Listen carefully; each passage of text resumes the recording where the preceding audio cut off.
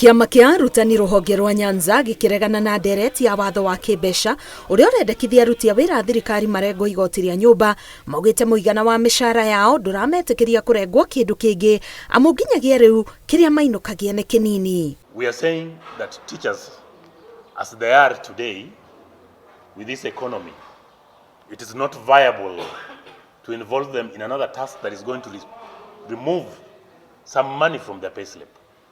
Because as we are today, we are at the apex of negotiating with the government for a 60% increment of salary.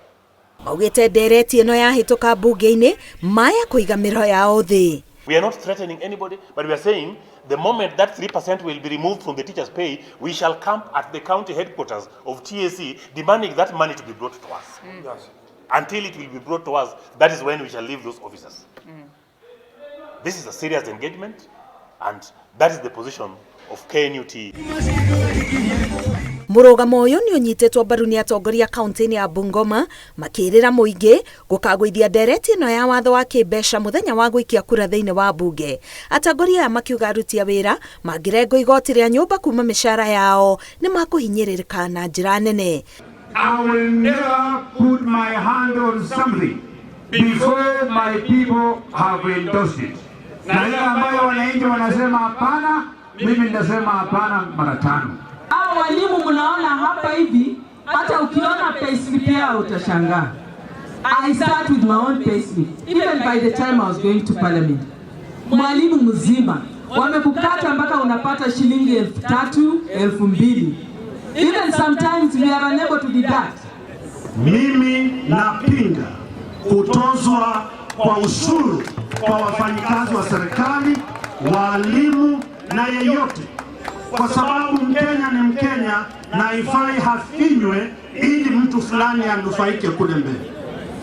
Na mimi naomba Mheshimiwa Rais kwa heshima, sauti ya wengi ni sauti ya Mungu. Na kwa kaunti-inĩ ya Nandi aikari a Tinderet nĩ makaĩte nĩ thogora wa mũtũrĩre gũthiĩ igũrũ. Mateta mao nĩ thogora wa irio na motungata matiganĩte kwambatĩra umithio wao mũthenya ũkĩrega gũtũngania mabata mao. Ni kama wanatuumiza sisi wananchi ambao sisi wote ni wararahoi.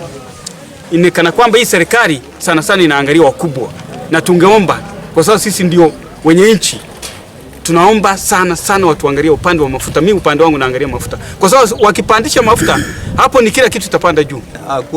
Hatukutarajia ikuwe hivi. Hii imekuwa rafu sana na imesidi. Tunaomba serikali yetu itushughulikie.